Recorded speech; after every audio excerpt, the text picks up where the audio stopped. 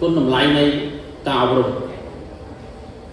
ខ្លីខ្ញុំចង់បញ្ជាក់ថាសូមបងប្អូនទាំងអស់គ្នាចាំចងចាំថាបងរៀនអ្វីក៏ដោយមិនថាភាសាអង់គ្លេសភាសាខ្មែរឬក៏អ្វីផ្សេងទេដែលបងបានសិក្សាមិនថានៅ ACI ឬក៏នៅសាលារដ្ឋទេសូមបងតាំងចិត្តរៀនឲ្យមកចត់កុំលេងសើចបន្តមកទៀតនៅពេលដែលយើងចេះហើយសូមបងព្យាយាមយកវាមកដាក់ apply នៅក្នុងជីវិតប្រចាំថ្ងៃរបស់បងអូនរៀនភាសាអង់គ្លេសបងត្រូវចាត់ទុកថាហ្នឹងគឺជាអ្វីដែលបងនឹងយកវាមក apply នៅក្នុងជីវិតរបស់បងព្យាយាមដាក់វានៅក្នុង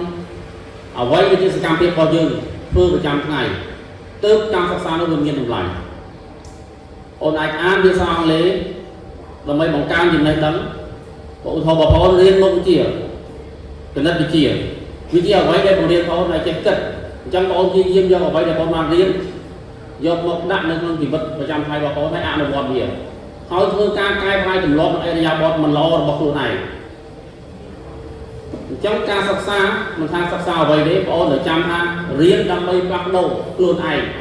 ពីមនុស្សម្នាក់ដែលខ្វះខាតទៅជាមនុស្សម្នាក់ចាប់ដើមមានលក្ខណៈពេញលេញម្ដងបន្តិចបើយើងរៀនភាសាអង់គ្លេសយើងមានសមត្ថភាពបង្កើនខ្លួនឯងទៅលើចំណេះដឹងភាសាអង់គ្លេសបងប្អូនរៀនផ្នែកសិលធម៌ពលរដ្ឋបងទៅធ្វើខ្លួនឲ្យខ្លួនជាពលរដ្ឋល្អនៅក្នុងសង្គមបើយើងគ្រាន់តែរៀនចាត់ទុកវាត្រឹមជាទ្រឹស្ដីវានឹងមិនសូវមានតម្លៃទេប៉ុន្តែបងប្អូនយកវាមកដាក់ក្នុងជីវិតប្រចាំថ្ងៃបងប្អូនហើយបងប្អូនយកមកអនុវត្តនៅក្នុងសង្គមកសាងសង្គមមួយនេះឲ្យយើងជាសង្គមដែលសម្បូរដោយមនុស្សចេះដឹងនិយាយស្ដាប់គ្នាបាន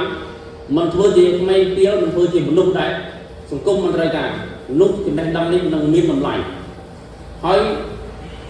ប្រទេសជាតិនេះត្រូវការមនុស្សប្រភេទហ្នឹងពិសេសប្រទេសខ្មែរយើងត្រូវការធនធានប្រភេទហ្នឹងច្រើនណាស់ទៅមុខទៀតបងប្អូនសូមចាំថារៀនដើម្បីកែប្រែខ្លួនឯងពេលដែលយើងមានលទ្ធភាពកែប្រែខ្លួនឯងសង្គមនេះនឹងផ្លាស់ប្ដូរគ្រួសារបងប្អូននឹងផ្លាស់ប្ដូរហើយអ្វីៗល្អៗនឹងមកកាន់យើងទាំងអស់គ្នាបាទសូមអរគុណ